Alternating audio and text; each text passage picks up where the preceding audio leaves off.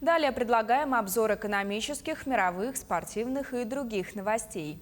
И для начала озвучим актуальный курс валют. По информации Центробанка России, 1 доллар стоит сегодня 74 рубля 37 копеек, евро остановился на отметке 83 рубля 64 копейки. Покупает сегодня американскую валюту по лучшей цене Азиатско-Тихоокеанский банк за 74,64, продает по лучшей цене Солидбанк за 75 рублей 19 копеек.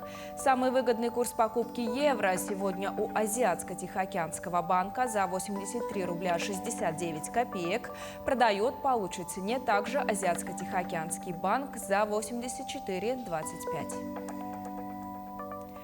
Министерство здравоохранения России зарегистрировало вакцину от коронавируса «Спутник-М», которая будет применяться для профилактики инфекции у подростков в возрасте от 12 до 17 лет. Вакцина состоит из двух компонентов, которые вводятся с интервалом в 21 день. В Минздраве отметили, что вакцинация подростков в возрасте от 12 до 15 лет будет проводиться только с согласия родителей или опекунов, а с 15 лет и старше при наличии их собственного письменного информированного добровольного согласия. Мирнинский районный ковидный центр теперь обслуживает пациентов только северных районов Якутии. Это Оленёкский, Анабарский и Мирнинский. Так распорядился республиканский Минздрав. Напомним, с прошлого года к Мирнинскому ковидному отделению относились и Вилюйские группы улусов. Сейчас их поликлиники справляются с количеством заболевших самостоятельно. Оборудования хватает. Иная ситуация в Оленёкском и Анабарском отделениях терапии. Оленёкская и Анабарская районные больницы, у них нет КТ-аппаратов, у них недостаточно лабораторной диагностики. Поэтому, когда поступает оттуда уже информация, то, что у них обнаружился ковидный пациент, более тяжелый, который нуждается именно в стационарном лечении, у нас санитарная авиация без никаких разговоров, мы уже летаем туда и забираем этих пациентов.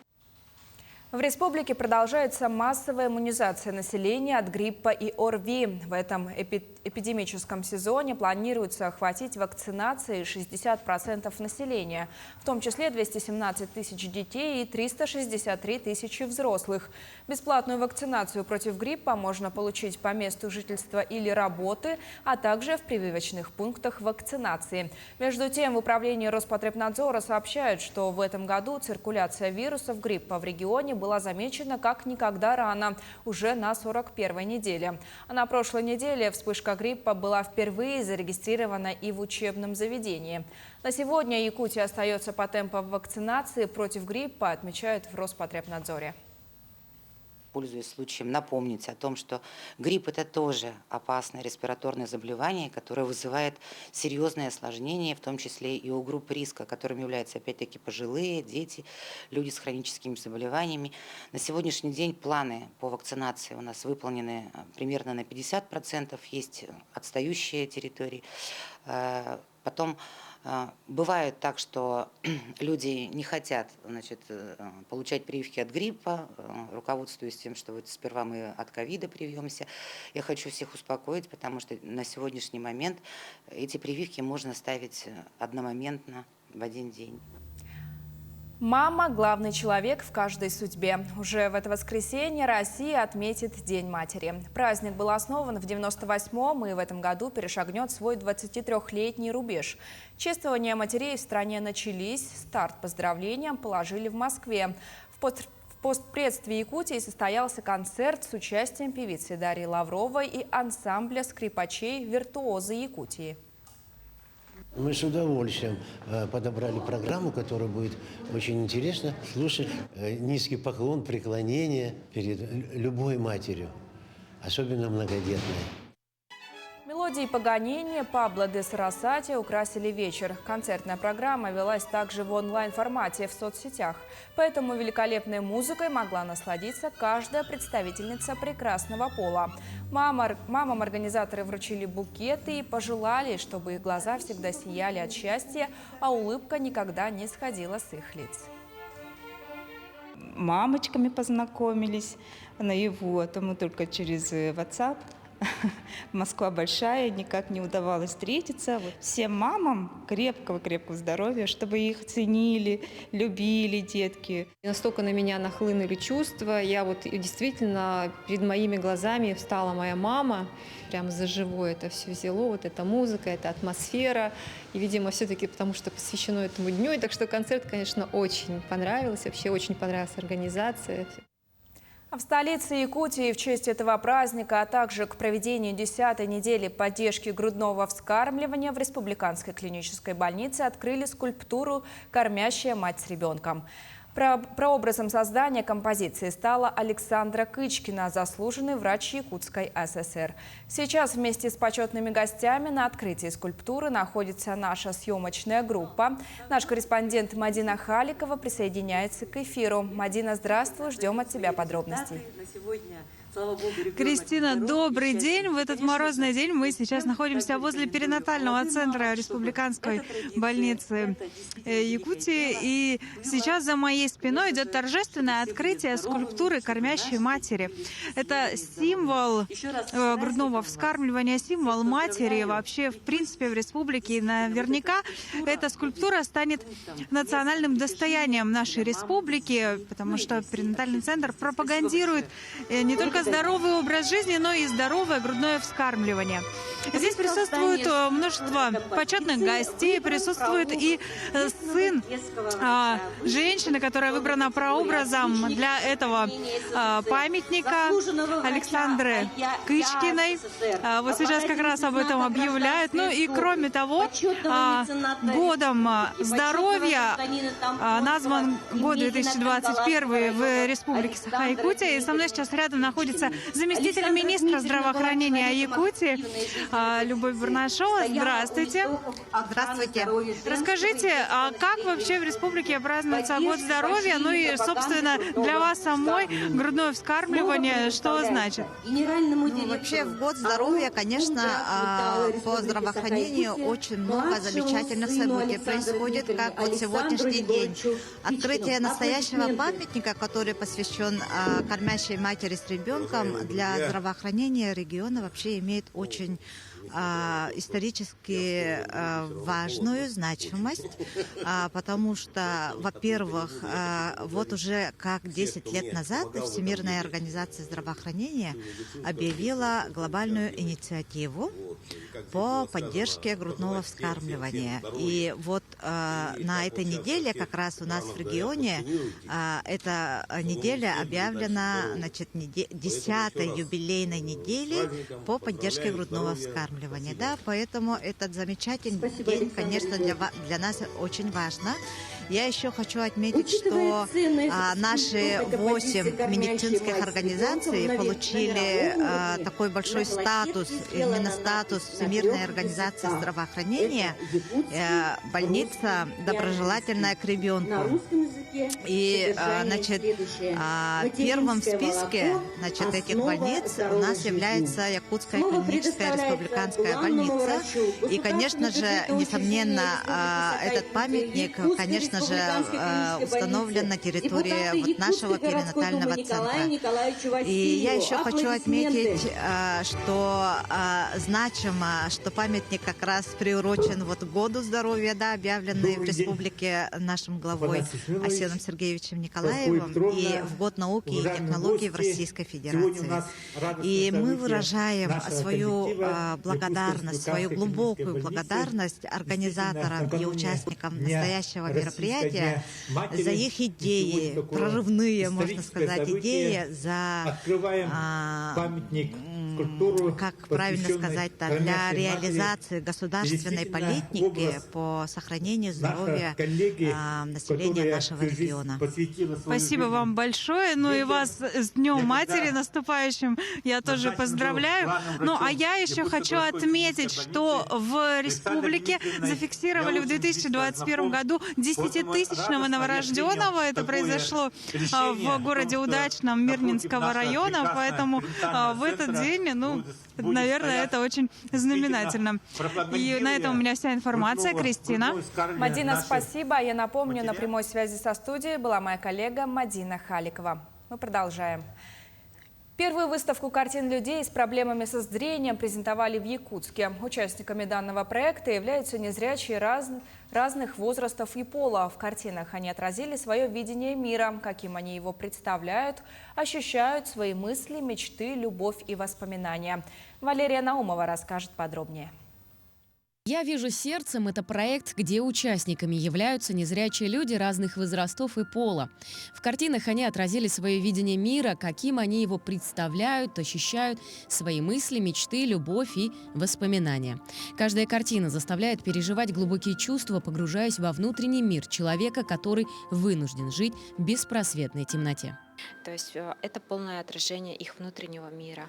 Эти картины говорят, что мы живем не только вот в мире, где видят, слышат, но и есть мир другой параллельно с нами. И этот проект именно нацелен на это, чтобы мы умели общаться друг с другом. Вот. 5 участников, 5 разных историй, 5 разных мечт, 5 разных картин. Один из участников проекта, Илья Смертин, с рождения не видит, но это не мешает ему выражать свои чувства красками на холсте. И еще в 2019 году ему предложили присоединиться к проекту, но пандемия внесла свои коррективы, и его пришлось перенести. И вот, спустя время Илья представил свою картину. Картина называется «Природа». Что я чувствовал? Некое облегчение, что вот эта вот картина, вдруг она получится лучше всех, вдруг это будет хорошая картина. Я думал, когда рисовал. Изюминкой открытия выставки стал концерт живой музыки, который проходил в формате полной темноты с использованием звуков гонга, ханга и хамуса. Как рассказали авторы проекта, это помогло полностью погрузиться в свои чувства и после увидеть картины под другим ракурсом, осознать ценность жизни и понять существование разных взглядов.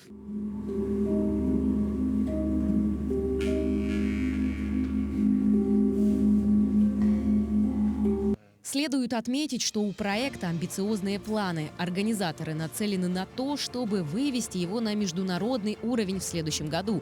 И уже есть приглашение из Нью-Йорка. Потому что «Я вижу сердцем» призван обратить внимание не только на жизнь слепых и слабовидящих, но и на бессмертное искусство, позволяющее дотронуться к красоте нашего мира всем без исключения. Валерия Наумова, Иван Яковлев, Григорий Николаев, Якутск. Холодный фронт и обильные снегопады на севере и северо-западе Испании обрадовали владельцев горнолыжных курортов. Несмотря на то, что они пока еще закрыты, на склонах в среду можно было увидеть первых лыжников, рассказывает Артем Сторонов. Холодный фронт, пришедший в понедельник на территорию центральной, северной и северо-восточной Испании, привел к резкому понижению температуры в регионе и выпадению обильных осадков в населенных пунктах, расположенных выше 800 метров над уровнем моря. Такому снегу в первую очередь обрадовались операторы горнолыжных курортов, расположенных в регионе Ла-Риоха. Несмотря на то, что сами они пока еще не работают и ведущие к ним дороги пока что не расчищены, в среду здесь можно было увидеть первых туристов. Наш курорт как никогда готов к приему лыжников. Последние несколько сезонов снега было мало. В прошлом году из-за пандемии мы вообще не открывались. И после такого обильного снегопада нам не терпится еще больше. Открытие должно состояться через 10 дней, но, вероятно, это случится раньше. В Испании 4-я волна коронавируса, в отличие от ряда других стран Европы, еще не началась. В последние 3 недели число погибших здесь не превышает 60 человек в сутки, а ежедневный прирост новых случаев заражения держится ниже порога в 10 тысяч. Несмотря на то, что вакцинация в Испании не является обязательной, здесь привито уже 79% населения. Ракетоноситель Falcon 9 компании SpaceX вывела в космос аппарат НАСА под названием DART, цель которого – столкнуться с астероидом и попытаться изменить его орбиту. Разбиться вдребезги ради успеха миссии. Во вторник с космодрома в Калифорнии был запущен в первый испытательный полет аппарат НАСА под названием DART, цель которого – попытаться изменить орбиту астероида путем прямого столкновения. Его вывела в космос ракета-носитель Falcon 9 компании SpaceX. Межпланетный зонд размером примерно с холодильник отправился в 10-месячное путешествие длиной 11 миллионов километров. Его цель – небольшой, быстро вращающийся околоземный астероид Дидим, главной особенностью которого является наличие у него спутника размером примерно с футбольное поле. Эта небольшая луна, получившая в прошлом году название Диморф, вращается вокруг Дидима по орбите диаметром чуть больше километра и считается одним из наиболее легкодоступных объектов для стартующих с Земли космических аппаратов. Именно в нее и попробует врезаться зонд на скорости 24 тысячи километров в час. Сближение и сам момент столкновения будут снимать установленные на аппарате камеры, которые сразу будут транслировать видео на Землю. По результатам миссии ученые надеются изменить орбиту, по которой Диморф вращается вокруг Дидима. Эти два астероида достаточно малы и не представляют никакой реальной угрозы для нашей планеты, в отличие, например, от небесного тела, столкновение с которым миллионы лет назад привело к вымиранию динозавров на Земле. Однако специалисты утверждают, что в краткосрочной перспективе небольшие астероиды вызывают гораздо больше опасений, а потому DART вполне может стать первым аппаратом будущей планетарной системы защиты Земли. Рукопись Эйнштейна о теории относительности ушла с молотка в Париже почти за 12 миллионов евро. Подробности далее. Документ, написанный в соавторстве с легендарным физиком Альбертом Эйнштейном, в котором рассказывается о зарождении общей теории относительности, одном из самых знаменитых открытий ученого, во вторник был продан на аукционе в Париже за почти 12 миллионов евро. Покупатель заметок, над которыми Эйнштейн и швейцарский физик Мишель Бессо работали в период с июня 1913 по начало 1914 года, пожелал остаться анонимным. Итоговая цена в несколько раз превысила ожидания экспертов аукционного дома «Кристис», которые надеялись выручить около 2-3 миллионов евро. 54-страничная рукопись, называемая манускриптом Эйнштейна-Бессо, является одним из двух сохранившихся рабочих документов, в которых описано рождение теории Эйнштейна. Другие заметки хранятся в архивах Иерусалимского университета. Разработанная Эйнштейном между 1907 и 1915 годами общая теория относительности утверждает, что гравитационные эффекты обусловлены деформацией пространства и времени, которая может быть вызвана, в частности, присутствием большого количества массы и энергии. Человек-паук Ален Робер забрался на небоскреб во Франкфурте. Таким образом, он пытался привлечь внимание общественности к проблеме глобального потепления. Серебряный костюм и ковбойские сапоги – не помеха тому, чтобы забраться на небоскреб, решил верхолаз Ален Робер, более известный как французский Человек-паук, и поднялся во вторник на 39-этажное здание во Франкфурте. В пути его сопровождал его друг и соратник по увлечению Лео Урбан. После успешного окончания подъема, длившегося около 42 минут, Робер заявил, что цель сегодняшнего восхождения – привлечь внимание к проблеме глобального потепления. По его словам, завершившийся недавно в Глазго климатический саммит показал неутешительные результаты. В частности, лидеры стран-участниц не пожелали сократить объемы вырубки лесов Амазонии и Индонезии, а это значит, что власти не хотят идти на большие экономические жертвы даже ради спасения планеты. Знаете, вырубка лесов – это решение правительства. Это не условные мистер и миссис обычный человек, решившие, что сегодня они повалят несколько деревьев. Это не так работает. Во всем виновата индустриализация. Впрочем, не все оценили по достоинству усилия французского Человека-паука по спасению планеты. Некоторые из очевидцев, которым пришлось пробираться через кордоны полиции, оцепившие небоскреб, сказали, что хотя они и поддерживают манифестации борцов с глобальным потеплением, останавливать движение в городе и подвергать опасности жизни людей – не самая лучшая идея.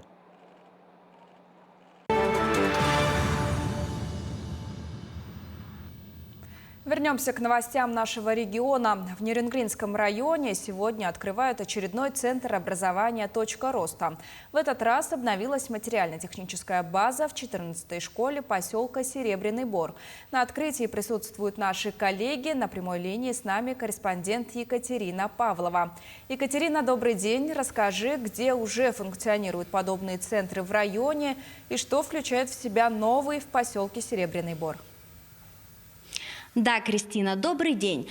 Первая точка роста в нашем районе была открыта в прошлом году на базе экспериментальной школы-интернат «Арктика». И теперь у детей малочисленных народов Севера появились новые дисциплины и современное оборудование. Вторая точка роста была открыта в этом году в самом отдаленном поселке Нерюнгринского района Хане. Сегодня мы находимся на открытии третьей точки роста в нашем районе в школе номер 14 поселка Серебряный Бор. Как проходила подготовка к открытию центра, нам расскажет директор Ольга Родионова. Добрый день, Ольга. Скажите, пожалуйста, что включала в себя подготовка и какие кабинеты сегодня имеет Центр образования? Добрый день. Ну, во-первых, после издания приказа Министерства просвещения нас оповестили о том, что мы включены в этот проект. Конечно же, для начала мы ознакомились полностью с этим приказом, благодаря которому мы узнали, что у нас должно быть подготовлено минимум 2 кабинета, один из которых кабинет физики, второй кабинет биологии и химии. И мы добавили туда еще третий, что позволяло как раз-таки точка роста. Это зона проектной деятельности. Таким образом, были составлены для начала сметы на ремонт кабинетов и, конечно, подготовлено предварительное предложение по мебели, которой будут наполнены эти кабинеты. Вот подготовительная работа, она, конечно, заняла достаточно много времени, и в процессе с января по март, по апрель это именно была подготовка. Далее мы уже, конечно, выходили на торги для того, чтобы провести ремонт кабинетов и приобрести мебель, и к августу месяцу уже были заключены у нас как раз-таки договора на приобретение мебели, на ремонт. Вот сейчас были закончены ремонтные работы, получена, установлена, собрана мебель. И, конечно же, уже мы ознакомились с оборудованием и сами, и ребят уже вовлекаем во всю эту деятельность. Поэтому вот на сегодняшний день мы радуемся тому, что мы открыли этот центр. Спасибо большое, Ольга. Сегодня все любители исследований имеют хорошую базу для получения новых знаний и возможных открытий. Рядом с нами ученик 11 класса 14 школы Игорь Милевский. Игорь, познакомился ли ты с новым оборудованием и что у тебя вызвало наибольший интерес? Здравствуйте, я познакомился с новым оборудованием пока что только в кабинете химии. Вообще новое оборудование нравится больше физики, потому что можно выявлять температуру воздуха, оборудование, то есть освещенность, и различные другие эксперименты. Для учеников нашей школы, я думаю, это будет что-то новенькое и что-то невообразимо космическое, можно так сказать.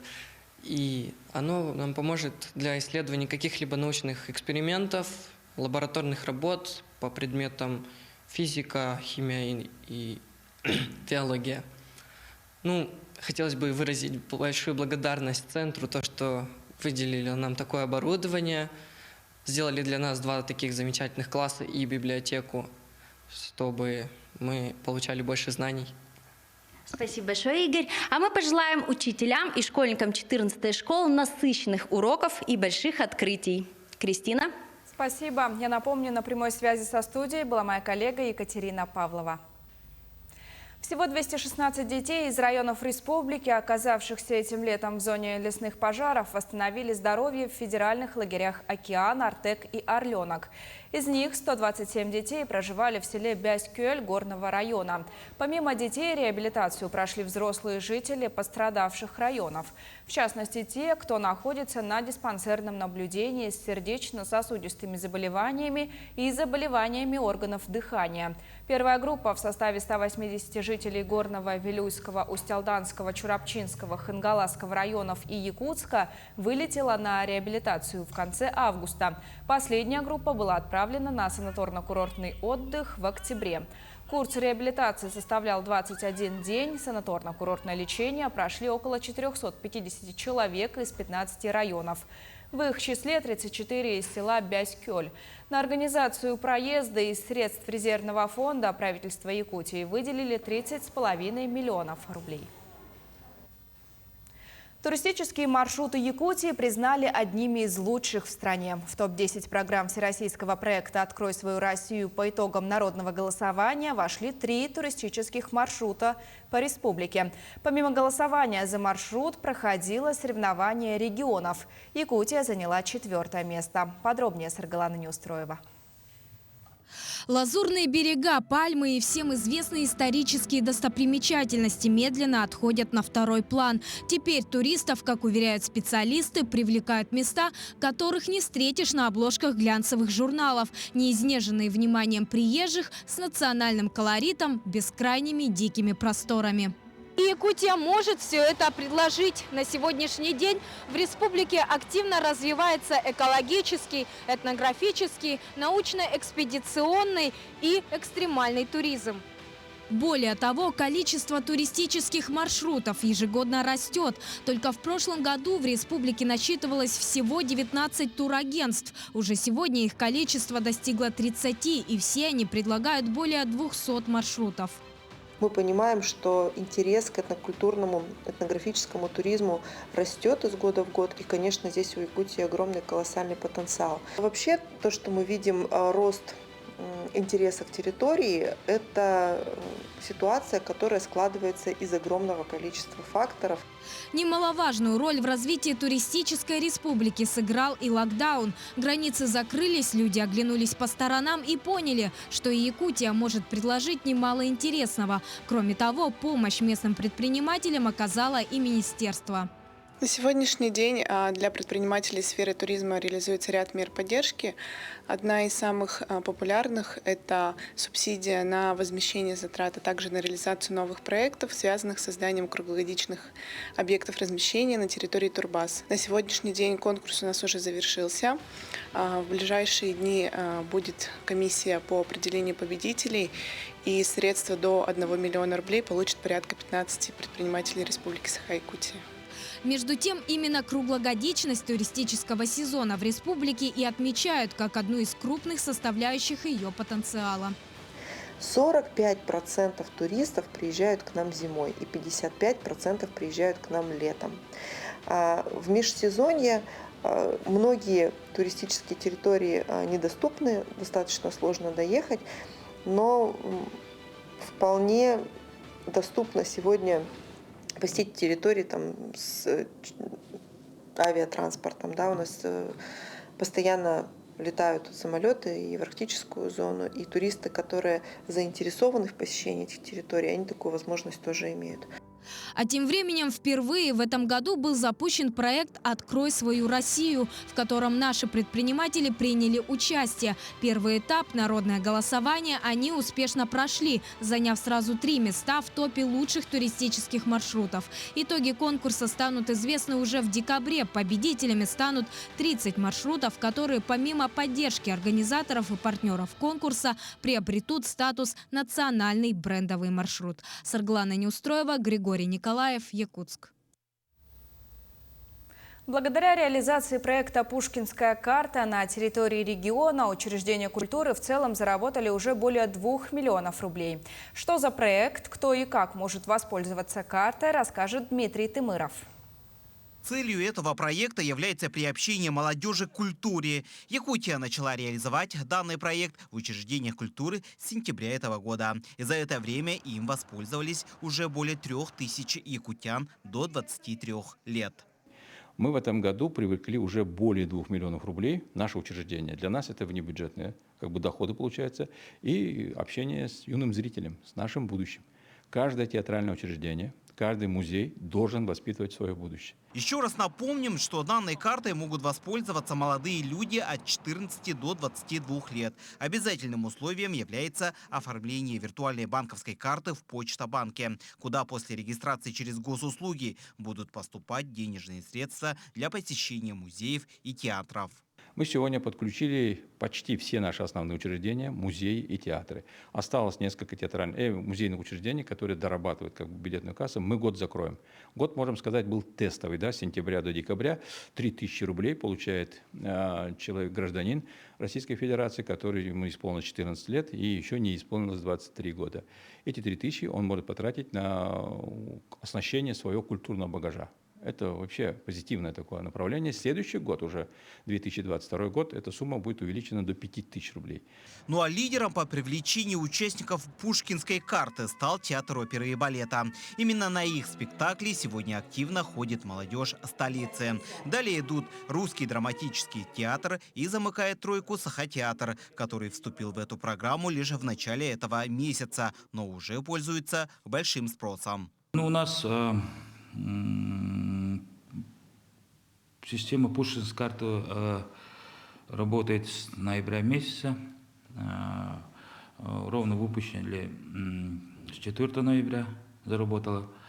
На сегодняшний день реализовано 242 билета. Билеты можете вы покупать через ссылку, которая у нас выложена на официальной странице театра Инстаграм. Мы приступили к работе по Пушкинской карте с 1 сентября. На сегодняшний день у нас порядка 500 билетов продано. Вот. Конечно, хотелось бы как-то увеличить темпы и количество посещений по Пушкинской карте представляемых. Ну, для этого мы делаем все возможное. На сегодняшний день у нас, к тому же, сейчас ведется работа над 2 премьерами. Первое – это, скажем так, это из категории детских спектаклей. Спектакль для семейного просмотра «Кентервильское привидение». Премьера состоится буквально 25 декабря. И готовим также еще подарок для наших зрителей. Это будет новый музыкально-драматический спектакль под названием «Машина времени». Среди музеев большим спросом пользуется Национальный художественный музей Республики Саха-Якутия. Ну а в конце хочется отметить, что в следующем году данный проект заработает и в районах республики. А это значит, что культура для молодежи станет еще ближе. Дмитрий Тымыров, Павел Пахомов, Якутск. Дэй Петрушин и Валерия Корнилова, скрипачи, уже, можно сказать, юные виртуозы. В музыкальной школе на инструментальном отделении занимаются уже много лет. Они лучшие ученики, подающие большие надежды, участники конкурсов различных уровней. С ними встретились наши коллеги. В репертуаре юного музыканта Дэя не один концерт, этюд и множество различных произведений. На счету ребенка немало и конкурсов. На «Розовой чайке» в Якутске мы ездили и так на видео записывали много. Заочно. Какие занимал места? 2-е, 1-е, так, был 3-й и дипломы тоже. Дэй признается, что очень много занимается. Каждодневные 2-часовые уроки в школе и вечернее закрепление материала дома. Следующий год – заключительное музыкальное образование мальчика. Свою жизнь с музыкой Дэй связать не планирует, но скрипка в его жизни останется точно навсегда. Вероника Корнилова, как и Дэй, играет на скрипке. Она тоже ученица Лилии Исмаиловой, одна из лучших, одна из сильных. Скрипка с детства вызывала интерес у девочки, и она уже тогда знала, что будет владеть этим инструментом, и притом лучше, чем многие. К нам в садик, я в садике была, к нам приходил, можно сказать, ансамбль скрипачей, и тогда я влюбилась в скрипку, мне понравилось ее звучание, и я начала смотреть очень много программ со скрипкой, и в 5,5 лет я тогда была еще в садике, я пошла в подготовительный класс по скрипке. Вот. Сейчас я учусь 9-й год на скрипке, закончила в прошлом году 8 класс, но пошла еще дополнительно в 9-й, чтобы продолжать играть на скрипке. Вероника девочка спокойная, скромная и произведения предпочитает тоже подходящие ей по духу. В основном медленные, сдержанные, мелодичные. Да и Вероника являются лучшими из лучших. Эти ребята – гордость педагога. Принимают участие в разных конкурсах, в международных, российских, районных, городских. Какие конкурсы нам предлагают, мы стараемся не обойти. Мы стараемся всегда принять участие. Ну, разные бывают, конечно, итоги, где 1-е место, 2-е, 3-е, дипломанты. Ну, эти ребята всегда с местами. Сегодня юные музыканты готовятся к очередным конкурсам, заочным, международным, не сомневаются в своих силах и уверены в победе. Светлана Балеева, Виталий Андреев, Ленск. Свои картины он писал кистью и сердцем. Так говорят современники об алданском художнике Якове Скрябине. Его картины хранятся в музеях и галереях, а также в частных коллекциях. В прошлом году Якову Дмитриевичу исполнилось 100 лет. А недавно в свет вышла книга, рассказывающая о жизни и творчестве художника. Книгу написала дочь Ольга Корнева. С изданием ознакомились наши коллеги. Величественная природа Севера и сильный народ Саха – эти темы являются центральными в творчестве алданского художника Якова Скрябина. Яков Дмитриевич родился в Мегино-Кангаласском районе. Прошел всю войну, в 1956 году приехал в Алдан. Здесь работал художником-оформителем, посвящая свободное время созданию картин.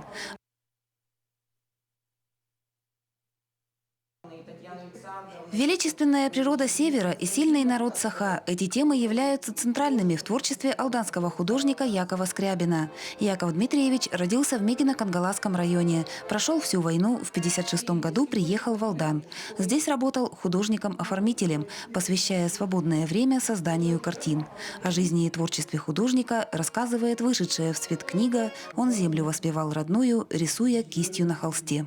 Мы с детьми посидели, посоветовались как-то и решили, что все-таки надо как-то что-то оцифровать и сохранить это для внуков моих, ихних детей, внуков. Выход в свет книги об отце инициировала дочь Якова Скрябина Ольга Корнева. Отец, вспоминает Ольга Яковлевна, всегда говорил о том, что художником его сделал Алдан. Яков Дмитриевич дарил свои произведения не только музеям. Огромное количество картин хранится у друзей и знакомых. Он в основном был художник-портретист. Он писал портреты первооткрывателей, передовиков производства, тогда герои соцтруда, шахтеры. У него даже есть справка, разрешение о том, что он может писать портреты членов партии. Вот.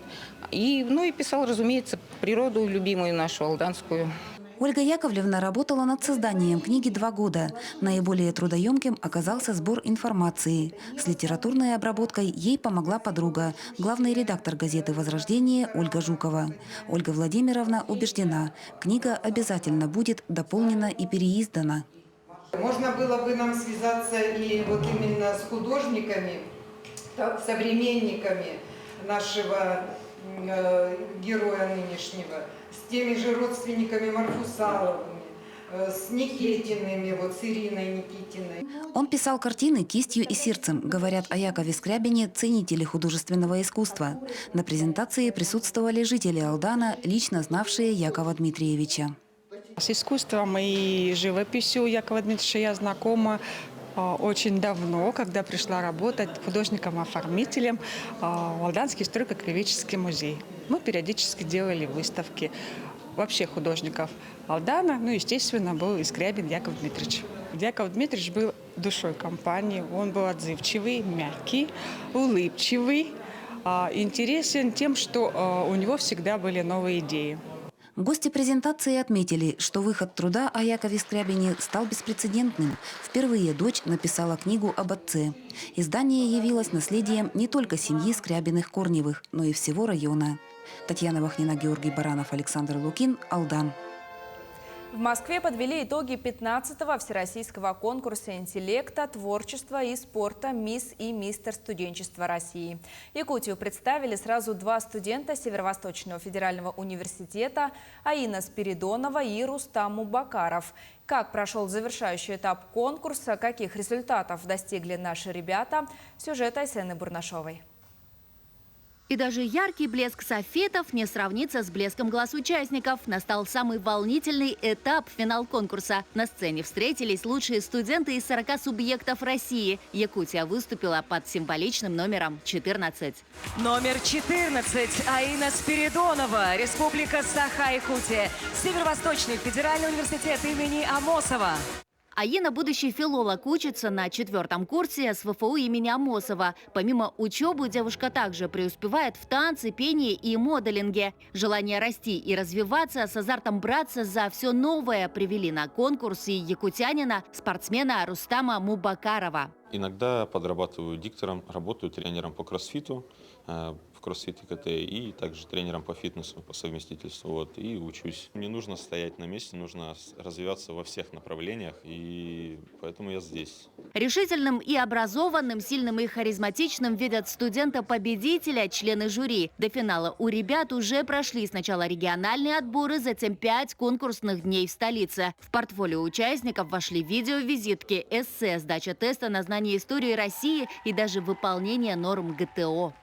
Мисс и мистер студенчества должны обладать красотой не просто внешней, но и внутренней. Поэтому в программу финала, помимо выходов национальных и вечерних нарядов, также вошли и показы творческих номеров. Таланты и умения, красота и изящество в этот вечер слились воедино. Выступления участников стали решающими в подведении итогов. Якутяне вошли в топ лучших. Аина Спиридонова стала обладательницей сразу 2 титулов – «Мисс Грации» и первой вице-мисс студенчества России. Рустаму Мубакарову присудили звание мистера спорта. Из-за того, что я из Института физической культуры и спорта, для меня это очень важная награда. Если бы я ее не взял, то, наверное, было бы не очень приятно возвращаться без такого титула домой. Сейчас меня переполняют эмоции. И, не знаю, я очень счастлива. Это вообще мой первый конкурс. И поэтому моему удивлению нет предела. Конкурс проводится в стране уже в 15-й раз. В разные годы финалы проходили в Ставрополье, Иваново и Челябинске. С перспективой на будущее организаторы отмечают и Якутию. Я абсолютно не исключаю факт того, что мы один из финалов этого прекрасного, красивого конкурса проведем в Якутске. Прекрасный город. И я думаю, что для этого все есть необходимое у республики принять один из очередных финалов. Айсена Бурнашова, Джур Березкин, Москва. О датах и событиях сегодняшнего дня в следующем сюжете. На календаре 25 ноября. Сегодня отмечают Международный день борьбы за ликвидацию насилия в отношении женщин, День благодарения, День российского военного миротворца, День семейной истории здоровья. По народному календарю праздник посвящен памяти святого Иоанна Милостивого, патриарха Александрийского. В этот день заканчивались свадебные обряды. Женщины молились за здоровье и благополучие своих детей. Хорошей приметой считалось дарить друг другу подарки. В этот праздник судили о грядущей погоде. Каким был этот день, таким должен был быть и декабрь. Отсутствие холода предвещало раннюю теплую весну, а низкоплывущие облака говорили о скором наступлении холодов. События в этот день. В 1735 году был отлит царь-колокол. Последние британские войска покинули Нью-Йорк после завершения войны за независимость США. Альфред Нобель запатентовал динамит. В 1940 году состоялся первый полет бомбардировщика «Де Хевиленд Москито». 25 ноября 1946 года было признано официальной датой основания Московского физико-технического института. В этот день родились Лопе де Вега, испанский драматург; Александр Сумароков, русский поэт, драматург; Николай Пирогов, русский хирург, основоположник военно-полевой хирургии, педагог, академик; Эндрю Карнег, американский предприниматель, крупный сталепромышленник, филантроп; Карл Бенц, английский изобретатель автомобиля; Сергей Танеев, русский пианист, педагог, композитор, музыкальный ученый; Николай Вавилов, русский генетик, селекционер; Анастас Микоян, советский государственный и политический деятель; Георгий Васильев, советский кинорежиссер, сценарист и актер; Нонна Мордюкова, советская и российская актриса театра и кино, народная артистка СССР. 25 ноября в Республике Саха-Якутия отмечают День Олонхо. Сегодня именины отмечают Ян, Федор, Теодор, Степан, Савва, Нил, Николай, Матвей, Лев, Константин, Иван, Дмитрий, Даниил, Вальдемар, Владимир, Борис, Афанасий, Александр. И в конце выпуска о погоде в крупных городах Якутии. В Алдане температура воздуха сегодня минус 19 градусов, ближе к ночи ожидается минус 23. Порывы ветра достигнут 6 метров в секунду. В Нерюнгри минус 19, ночью температура воздуха составит минус 26 градусов, ветер слабый до 2 метров в секунду. В Ленске сегодня днем снег, минус 16, к ночи температура воздуха составит минус 17 градусов, ветер до 6 метров в секунду. В алмазной столице тоже днем идет снег, минус 20, ночью минус 21. Ветер от 2 до 5 метров в секунду. И в столице республики сегодня днем пасмурно, минус 30 градусов, ближайшей ночью ожидается минус 33. Ветер от 1 до 2 метров в секунду. Давление составляет 760 миллиметров ртутного столба. Наши корреспонденты продолжают следить за развитием событий в республике и за ее пределами. Оставайтесь на нашем телеканале, не переключайтесь.